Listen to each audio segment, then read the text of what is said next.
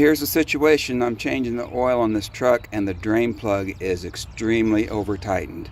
So I want to be very careful not to round off the corners of the plug. So I went and grabbed my 1/2-inch drive ratchet. I got a 6-point socket.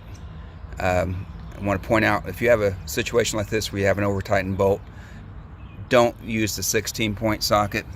See, it just catches on the corners of the bolt you're trying to loosen, but the 6-point has the bigger flat areas, so you have a lot more surface area, a lot less chance of rounding off your hardware. And then you have two options. You put your ratchet on there and you can just pull really hard, hope you get it, hope you have enough strength. I find it's much easier just to get a dead blow hammer and just tap on the back of your ratchet handle, and that usually works really well. We'll give it a try.